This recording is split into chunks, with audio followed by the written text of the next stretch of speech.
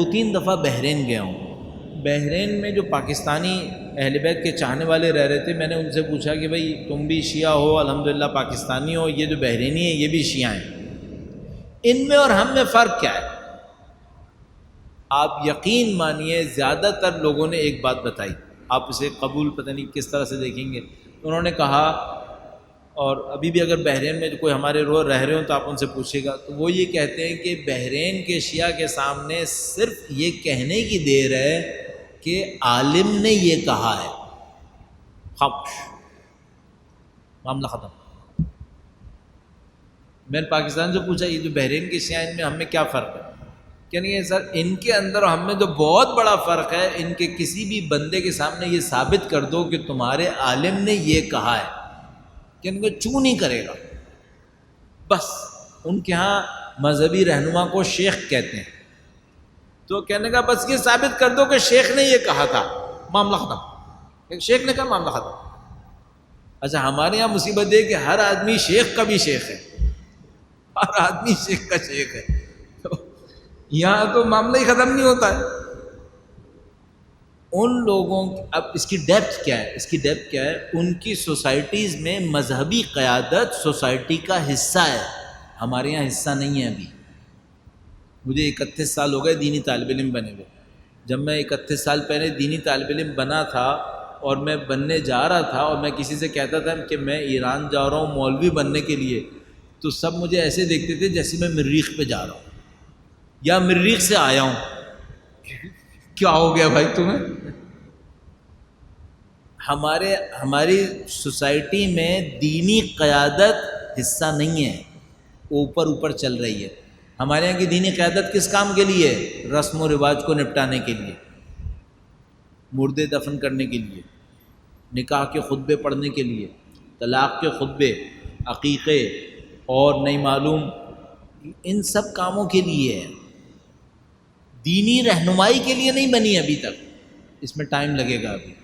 اچھا اب ہمارے یہاں یہ جو آپ سارے مسائل دیکھتے ہیں نا، یہ سب اسی کی نشاندہی کرتے ہیں. وہ کیا لوگ ہم سے کہتے ہیں مولانا کیا ایسا نہیں ہو سکتا سارے مراجع تقلید ایک ساتھ بیٹھ جایا کریں، یہ طے کر لیں کہ بھائی چاند ہوا یا نہیں ہوا. یہ سب کیا بتا رہا ہے؟ ان بیچاروں کو ابھی تک یہ سمجھ میں نہیں آیا کہ دینی حکم ہوتا کیا ہے. ان کو یہ سمجھ میں نہیں آیا.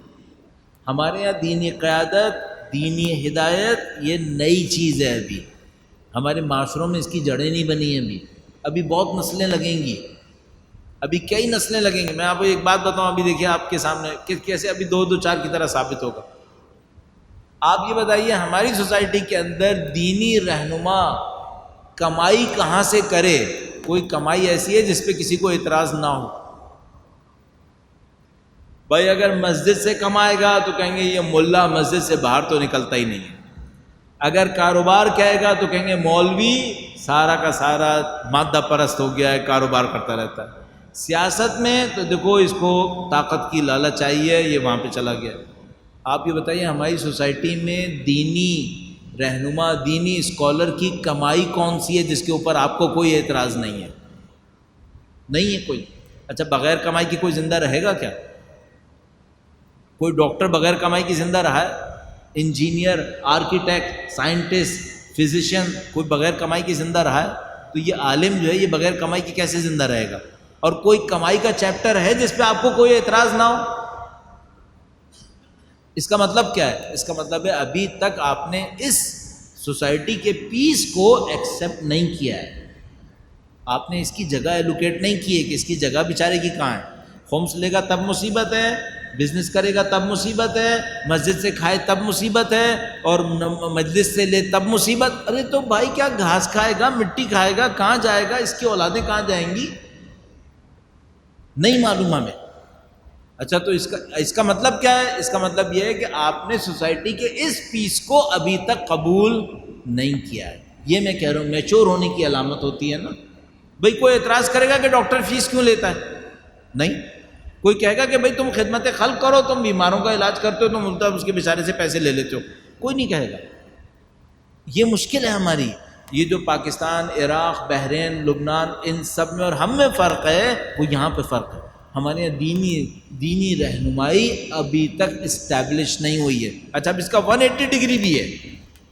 اسٹیبلش نہ ہونے کی نشانی کیا ہوتی ہے؟ ایک ادھر جا رہا ہوتا ہے، ایک ادھر جا رہا ہوتا ہے.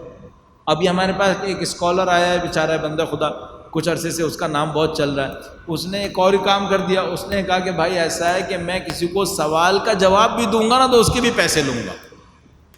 ختم. اب جو مجھے بلائے وہ بزنس کلاس کا ٹکٹ دے گا، اتنے $1000 ہر لیکچر کے دے گا، اور میرے لیے یہ ہوٹل کی لسٹ ہے، یہاں میں بیٹھوں گا اور ان برانڈ کی شاپ سے وہاں سے شاپنگ کروں گا.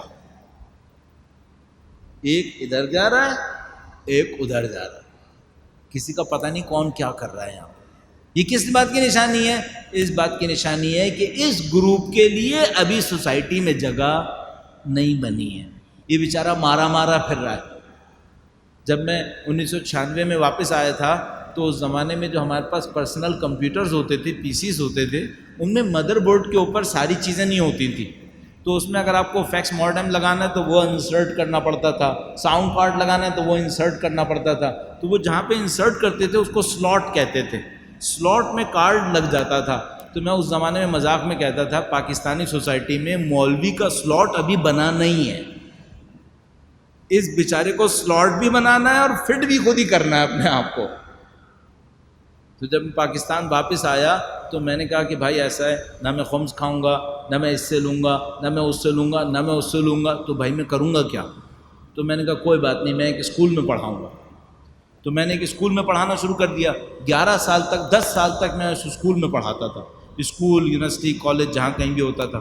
پھر میں نے ایک اور سانحہ دیکھا، میرے بعد آنے والے 8 مولویوں نے یہی کام کیا. تو مجھے اپنے اوپر بہت غصہ آیا کہ یہ میں نے کیا کر دیا. میں نے پوری سوسائٹی کو، دینی قیادت کو، سوسائٹی کی دینی قیادت کو اسکولوں میں پھنسا دیا، ان کو یہ راستہ دکھا دیا. اس کے بعد کیا ہوا؟ اس کے بعد میں نے اپنے آپ کو اسکول سے باہر نکال دیا. میری طرح اور دوستوں نے بھی اسکول سے اپنے آپ کو باہر نکالا، لیکن انہوں نے پاکستان سے ہی باہر نکال دیا. کیوں؟ سلاٹ طے نہیں ہوا بیچارے کے لیے. کہاں جا کے اپنے آپ کو پھنسائے. مسجد میں پھنسائے تو مصیبت، ٹرسٹی اس کو ذلیل کرتے ہیں. مجلس میں اگر مانگے تو مصیبت کہ وہ خون حسین کا بیوپاری کہلائے گا. بزنس میں جائے گا تب مصیبت کہ ایک تو پیسہ ہی نہیں ہوگا، تجربہ ہی نہیں ہوگا، دوسرے اس کو فراڈ کرتے رہیں گے. کیا چاہتے ہیں؟ یہ ہماری مشکل ہے. ہمارے پاس دین کے نام پر جگہ نہیں بنی ہوئی. ابھی ہمارے پاس دین کے نام پہ رسم و رواج ہیں، لیکن دینی رہنما کے لیے سلاٹ نہیں بنا ہوا. ہمیں بہت وقت لگے گا ابھی اس کو طے کرتے کرتے کہ ہمیں جانا کہاں ہے. اب دیکھیں اس کی وجہ سے پرابلم کیا ہو رہی ہے. ٹرسٹی حضرات یہ سوچتے ہیں کہ جو دین کے نام پر آیا ہے نا، یہ ہمارا نوکر بنے، یہ ہمارا نوکر بنے. مجھے بعض اوقات میرا دل اتنا بھر جاتا ہے، مجھے غصہ آنے لگتا ہے، تو میرا دل چاہتا ہے میں ان امام بارگاہوں کے نام بتاؤں جنہوں نے مجھے تھریٹ کر کے بلیک لسٹ کیا ہوا ہے. مجھے بتا کے بلیک لسٹ کیا کہ ہم نے تم کو بلیک لسٹ کیا.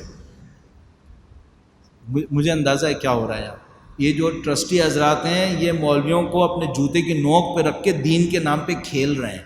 البتہ ان میں صالح لوگ بھی ہیں یقیناً، لیکن اکثر کے ساتھ یہ کرپشن ہے. اور یہ جو دین کے نام پر بیچارہ آنے والا ہے وہ ان کے ہاتھوں کھیلنے پہ مجبور ہو گیا ہے. اس طرح کچھ نہیں ہو پائے گا. اس طرح دین کے نام پہ دھوکہ چلتا رہے گا. اس دھوکے کو صرف شعور توڑ سکتا ہے، اس کو صرف شعور توڑ سکتا ہے. اب ممکن ہے کوئی مجھے ٹرسٹیوں کے مقابلے میں کہے کہ اگر ہم ٹرسٹیوں کے مقابلے میں مولویوں کو طاقت دے دیتے ہیں تو مولوی کرپشن کر دیتے ہیں، وہ امام بارگاہ کا چندہ بھی کھا جاتے ہیں بیچارے. کوئی ممکن ہے یہ کہے. یہ سب کس بات کی نشانیاں ہیں؟ ہم لوگوں کی سوسائٹی میں یہ چیزیں سیٹل نہیں ہوئی بھی، ابھی گرد و غبار اٹھا ہوا ہے، ابھی بہت ٹائم لگے گا. اس وجہ سے ہم وہ رزلٹ نہیں لے پا رہے جو ایران، عراق، لبنان، بحرین، ان کی سوسائٹیز میں کچھ اسٹیبلٹی نظر آتی ہے، وہ لوگ لے پا رہے ہیں. اس میں مایوسی کی کوئی بات نہیں ہے.